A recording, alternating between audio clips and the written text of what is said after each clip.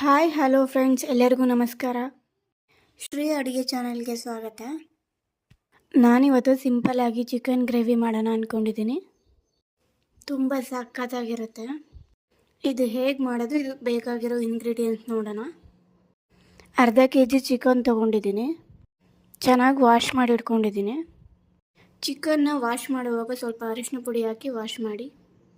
ಒಂದು ಅರ್ಧ table spoon ಖಾರ ಪುಡಿ, 1/4 ಟೀ ಸ್ಪೂನ್ ಅರಿಶಿನ, ಅರ್ಧ ಟೇಬಲ್ ಸ್ಪೂನ್ ಧನಿಯಾ ಪುಡಿ, ಒಂದು 10-15 ಬೆಳ್ಳುಳ್ಳಿ, 1 ಇಂಚು ಶುಂಠಿ, ಒಂದೆರಡು ಮೀಡಿಯಮ್ ಸೈಜ್ ಈರುಳ್ಳಿ ಕಟ್ ಮಾಡಿಟ್ಕೊಂಡಿದ್ದೀನಿ. ಖಾರಕ್ಕೆ ನಾನಿಲ್ಲಿ ಹಸಿರು ಮೆಣಸಿನ್ಕಾಯಿನ ಒಂದು 5 ತೊಗೊಂಡಿದ್ದೀನಿ. ಖಾರ ಜಾಸ್ತಿ ಇದ್ದರೆ ಒಂದು ಸ್ವಲ್ಪ ನೋಡಿ ಹಾಕ್ಕೊಳ್ಳಿ ಹಸಿರು ಮೆಣಸಿನ್ಕಾಯಿನ. ಒಂದು ಚಿಕ್ಕ ಟೊಮೊಟೊ ತೊಗೊಂಡಿದ್ದೀನಿ.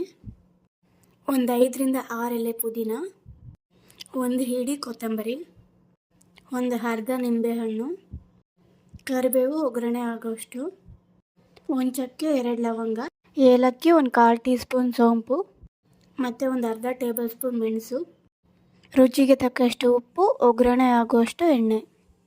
ಇವಾಗ ಹೇಗೆ ಮಾಡೋದು ಅಂತ ನೋಡೋಣ. ನೋಡಿ, ಸ್ಟವ್ ಮೇಲೆ ಒಂದು ಬಾಣಲಿ ಇಟ್ಕೊಂಡು ಅದಕ್ಕೆ ಒಂದು 2-3 ಟೇಬಲ್ ಸ್ಪೂನ್ ಎಣ್ಣೆ ಹಾಕ್ತಾಯಿದ್ದೀನಿ. ಎಣ್ಣೆ ಚೆನ್ನಾಗಿ ಕಾದ್ಮೇಲೆ ಈ ಮಸಾಲೆ ಎಲ್ಲ ಚೆನ್ನಾಗಿ ಹುರ್ಕೋಬೇಕಾಗತ್ತೆ. ಈ ಚಿಕನ್ ಗ್ರೇವಿಗೆ ಮಸಾಲ ಉರಿಯೋದ್ರಿಂದ ಒಳ್ಳೆ ಟೇಸ್ಟ್ ಕೊಡುತ್ತೆ. ನೋಡಿ, ನಾನು ಈರುಳ್ಳಿ, ಬೆಳ್ಳುಳ್ಳಿ, ಶುಂಠಿ, ಹಸಿರು ಮೆಣಸಿನ್ಕಾಯಿ ಹಾಕಿ ಹುರ್ಕೋತಾ ಇದ್ದೀನಿ. ಈ ಥರ ಉರಿಯೋದ್ರಿಂದ ಒಳ್ಳೆ ಟೇಸ್ಟ್ ಸಿಗುತ್ತೆ ಗ್ರೇವಿಗೆ. ಚೆನ್ನಾಗಿ ಹುರ್ಕೊಳ್ಳಿ.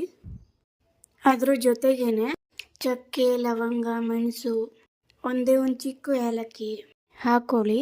ನಿಮಗೆ ಇಷ್ಟ ಇಲ್ಲ ಅಂದರೆ ಬೇಡ, ಸ್ಕಿಪ್ ಮಾಡಿ. ಹಾಕಿದ್ರೆ ಚೆನ್ನಾಗಿರುತ್ತೆ ಗ್ರೇವಿಗೆ. ಇದನ್ನೆಲ್ಲ ಚೆನ್ನಾಗಿ ಹುರ್ಕೊಳ್ಳಿ. ಒಂದು ಅರ್ಧ ಭಾಗ ಹುರಿದಿದ ತಕ್ಷಣ ಇದಕ್ಕೆ ನಾವು ಟೊಮೊಟೊ ಹಾಕೊಳ್ಳೋಣ. ಇದನ್ನು ಅಷ್ಟೇ ಟೊಮೊಟೊದಲ್ಲಿ ನೀರಿನ ಅಂಶ ಬಿಡೋ ಥರ ಚೆನ್ನಾಗಿ ಫ್ರೈ ಮಾಡಬೇಕು. ಮತ್ತು ನಾನಿಲ್ಲಿ ತೆಂಗಿನಕಾಯಿನ ಯೂಸ್ ಮಾಡ್ತಿಲ್ಲ, ನೀವು ಬೇಕಾದರೆ ತೆಂಗಿನಕಾಯಿ ಆ್ಯಡ್ ಮಾಡ್ಕೋಬೋದು. ಇವಾಗ ಚೆನ್ನಾಗಿ ಹುರಿದಿರೋದು ಎಲ್ಲ ಆರಿದ ಮೇಲೆ ಅದನ್ನು ಮಿಕ್ಸಿ ಜಾರ್ಗೆ ಹಾಕ್ಕೊಂಡು ಇದನ್ನು ರುಬ್ಕೋತಾ ಇದ್ದೀನಿ. ಮತ್ತು ಇದ್ರ ಜೊತೆಗೆ ನಾನು ಪುದೀನ ಕೊತ್ತಂಬರಿ ಇಟ್ಟಿದ್ನಲ್ಲ ಅದನ್ನು ಹಾಕ್ಕೋತಾ ಇದ್ದೀನಿ. ಪುದೀನ ಕೊತ್ತಂಬರಿನ ಹಸಿಯಾಗಿ ಹಾಕ್ಕೊಳ್ಳಿ, ಫ್ರೈ ಮಾಡಬೇಡಿ. ಫ್ರೈ ಮಾಡಿದ್ರೆ ಟೇಸ್ಟ್ ಚೇಂಜ್ ಆಗುತ್ತೆ. ಈಗ ಅದಕ್ಕೆ ಸ್ವಲ್ಪ ನೀರು ಹಾಕ್ಕೊಂಡು ರುಬ್ಕೋತಾ ಇದ್ದೀನಿ. ಇವಾಗ ಇದನ್ನು ನುಣ್ಣಗೆ ರುಬ್ಕೊಂಡಿದ್ದೀನಿ. ನೋಡಿ, ಈ ಕಡೆ ತರಕಾರಿಯಾಗೂ ರುಬ್ಬಿಲ್ಲ, ಈ ಕಡೆ ನುಣ್ಣಗೆ ರುಬ್ಬಿಲ್ಲ, ಮೀಡಿಯಮ್ ರುಬ್ಬಿದ್ದೀನಿ. ಇಲ್ಲಿ ಯಾವುದೇ ರೀತಿ ಚಿಕನ್ ಗ್ರೇವಿಗೆ ಇವತ್ತು ನೀರು ಯೂಸ್ ಮಾಡ್ತಿಲ್ಲ. ಇವಾಗ ಅದೇ ಬಾಣಲಿಗೆ ಒಂದು 2-3 ಟೇಬಲ್ ಸ್ಪೂನ್ ಎಣ್ಣೆ ಹಾಕಿ ಚಿಕನ್ ಹಾಕಿ ಚೆನ್ನಾಗಿ ಹುರ್ಕೋತಾ ಇದ್ದೀನಿ. ಚಿಕನ್ನು ಹೆಂಗೆ ಹುರಿಬೇಕಂದ್ರೆ ಸುಮಾರು ಒಂದು 10 ನಿಮಿಷ ತಗೊಳ್ಳುತ್ತೆ ಹುರಿಯೋಕ್ಕೆ. ಮತ್ತು ಚಿಕನಲ್ಲಿ ನೀರಿನ ಅಂಶ ಎಲ್ಲ ಬಿಡಬೇಕು. ನಾನು ಫಸ್ಟಿಗೆ ತೊಳಿಬೇಕಾದ್ರೆ ಚಿಕನ್ಗೆ ಸ್ವಲ್ಪ ಅರಿಶಿನ ಹಾಕಿ ತೊಳ್ಕೊಂಡಿದ್ದೆ, ಯಾಕೆಂದರೆ ಚಿಕನ್ದು ಹಸಿ ಸ್ಮೆಲ್ ಇರುತ್ತಲ್ಲ ಅದು ಹೋಗುತ್ತೆ ಅಂತ. ಮತ್ತು ಹುರಿಯುವಾಗ ಸ್ವಲ್ಪ ಉಪ್ಪು ಕೂಡ ಹಾಕಿ ಹುರ್ಕೊಳ್ಳಿ. ಮತ್ತು ಕರಿಬೇವು ಸೊಪ್ಪು ಹಾಕ್ತಾಯಿದ್ದೀನಿ. ಚಿಕನಲ್ಲಿ ನೀರಿನ ಅಂಶ ಎಲ್ಲ ಹೋಗಬೇಕು, ಆವಾಗ ಚಿಕನ್ದು ಹಸಿ ಸ್ಮೆಲ್ ಇರಲ್ಲ. ಬೇಯ್ತಾ ಚಿಕನ್ ಕಲರ್ ಕೂಡ ಚೇಂಜ್ ಆಗುತ್ತೆ. ಚಿಕನ್ ಒಂದು 40-50% ಬೆಂದಿರುತ್ತೆ ಆಲ್ರೆಡಿ. ಇವಾಗ ಇದಕ್ಕೆ ಸ್ಪೈಸಸ್ ಹಾಕೋಣ. ಜೊತೆಗೆ ಸ್ವಲ್ಪ ಉಪ್ಪು ಹಾಕೋತಿದ್ದೀನಿ. ಮತ್ತು ಚಿಕನ್ಗೆ ಉಪ್ಪು, ಖಾರ, ಸ್ಪೈಸಸ್ ಎಲ್ಲ ಚೆನ್ನಾಗಿ ಮಿಕ್ಸ್ ಆಗೋ ಥರ ಫ್ರೈ ಮಾಡಿ.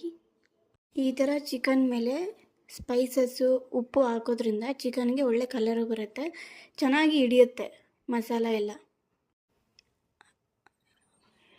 ಸುಮಾರು ಒಂದು 2-3 ನಿಮಿಷ ಫ್ರೈ ಮಾಡ್ಕೊಂಡಿದ್ಮೇಲೆ ರುಬ್ಬಿರೋ ಮಸಾಲೆ ಹಾಕ್ತಾಯಿದ್ದೀನಿ. ರುಬ್ಬಿರೋ ಮಸಾಲೆ ಹಾಕಿದ್ಮೇಲೆ ಮೀಡಿಯಮ್ ಫ್ಲೇಮಲ್ಲಿ ಇಟ್ಕೊಂಡು ಮಾಡಿ. ಹೆಚ್ಚು ಅಂದರೆ ಇದನ್ನು ಒಂದು 1/4 ಗಂಟೆ ಆದರೂ ಬೇಯೋಕ್ಕೆ ಬಿಡಬೇಕು. ಯಾಕೆ ಅಂದರೆ ನಾವು ನೀರು ಯೂಸ್ ಮಾಡ್ತಿಲ್ಲ, ಅದಕ್ಕೆ. ಜಾರಿಗೆ ಸ್ವಲ್ಪ ಚಿಕ್ಕ ಲೋಟದಲ್ಲಿ ನೀರು ಹಾಕಿ ಅದರಲ್ಲಿರೋ ಮಸಾಲೆ ಎಲ್ಲ ಬರೋ ಥರ ಹಾಕ್ಕೊಂಡು ಅದನ್ನು ಬಾಣಲಿಗೆ ಹಾಕ್ಕೊಳ್ಳಿ. ಹಾಕಿ ಚೆನ್ನಾಗಿ ಅದನ್ನು ಮಿಕ್ಸ್ ಮಾಡಿ. ಚೆನ್ನಾಗಿ ಮಿಕ್ಸ್ ಮಾಡಿದ್ಮೇಲೆ ನೀವು ಒಂದ್ಸಲ ಟೇಸ್ಟ್ ನೋಡಿ, ಉಪ್ಪು, ಖಾರ ಏನಾದರೂ ಕಮ್ಮಿ ಇದ್ದರೆ ಮತ್ತೆ ಆ್ಯಡ್ ಮಾಡ್ಕೊಳ್ಳಿ. ಇವಾಗ ಇದನ್ನು ಮುಚ್ಚಳ ಮುಚ್ಚಿ ಲೋ ಫ್ಲೇಮಲ್ಲೇ ಒಂದು 15 ಮಿನಿಟ್ಸ್ ಬಿಡ್ತಾಯಿದ್ದೀನಿ. ನೀವು ಬೇಕಂದರೆ ಮಧ್ಯದಲ್ಲಿ ತೆಗೆದು ಮಿಕ್ಸ್ ಮಾಡಿ ಬೇಯಿಸ್ಬೋದು, ಯಾಕೆಂದರೆ ತಳ ಇಡೋ ಸಾಧ್ಯತೆ ಇರುತ್ತೆ ಅದಕ್ಕೆ. ಇವಾಗ 15 ನಿಮಿಷ ಆಗಿ ಚೆನ್ನಾಗಿ ಎಣ್ಣೆ ಬಿಟ್ಟು ನಮಗೆ ಬೇಕಾಗಿರೋ ಗ್ರೇವಿ ರೆಡಿಯಾಗಿದೆ. ನೋಡಿ ಚಿಕನ್ ಕೂಡ ಬೆಂದಿದೆ. ಇದಕ್ಕೆ ಲೈಟಾಗಿ ನಿಂಬೆ ರಸ ಹಾಕ್ತಾಯಿದ್ದೀನಿ ಮತ್ತು ಕೊತ್ತಂಬರಿ ಸೊಪ್ಪನ್ನು ಹಾಕ್ತಾಯಿದ್ದೀನಿ. ನಿಂಬೆ ಹಣ್ಣು ಹಾಕೋದ್ರಿಂದ ಚಿಕನ್ಗೆ ಒಳ್ಳೆ ಟೇಸ್ಟ್ ಕೊಡುತ್ತೆ. ಚಿಕನ್ ತಿಂದರೆ ಹೀಟ್ ಅಂತ ಯಾರು ಅಂದ್ಕೊಂಡಿದ್ದೀರೋ ಅವ್ರಿಗೆ ನಿಂಬೆ ಹಣ್ಣು ಹಾಕೋದ್ರಿಂದ ಚಿಕನ್ ತಿಂದರೆ ಹೀಟ್ ಆಗಲ್ಲ. ಇವಾಗ ನಮಗೆ ಬೇಕಾಗಿರೋವಂಥ ಗ್ರೇವಿ ರೆಡಿಯಾಗಿದೆ. ನಾನು ಸ್ಟವ್ ಆಫ್ ಮಾಡಿದ್ದೀನಿ. ಇವಾಗ ಸರ್ವ್ ಮಾಡ್ಕೊಳ್ಳೋಣ. ನೀವೇ ನೋಡ್ತಿದ್ದೀರಲ್ಲ, ನಾನು ಹೇಳ್ದಂಗೆ ಚಿಕನ್ ಗ್ರೇವಿ ಏನು ಸಖತ್ತಾಗಿ ಬಂದಿದೆ ಅಲ್ವಾ. ಇದು ಚಪಾತಿ, ರೈಸು, ಮುದ್ದೆ, ರೋಟಿ ಎಲ್ಲದಕ್ಕೂ ಸಖತ್ತಾಗಿರುತ್ತೆ. ಒಳ್ಳೆ ಕಾಂಬಿನೇಷನ್ನು. ಹಾಗಾಗಿ ಈ ರೆಸಿಪಿ ನಿಮಗೆ ಇಷ್ಟ ಆಗಿದೆ ಅಂತ ಅಂದ್ಕೊತೀನಿ. ನೀವು ಟ್ರೈ ಮಾಡಿ, ಟೇಸ್ಟ್ ಹೆಂಗಿದೆ ಅಂತ ಕಮೆಂಟ್ ಮಾಡಿ. ನಿಮ್ಮ ಫ್ರೆಂಡ್ಸು ಫ್ಯಾಮಿಲಿಗೆ ಶೇರ್ ಮಾಡಿ, ಸಬ್ಸ್ಕ್ರೈಬ್ ಮಾಡಿ, ಸಪೋರ್ಟ್ ಮಾಡಿ. Thank you so much.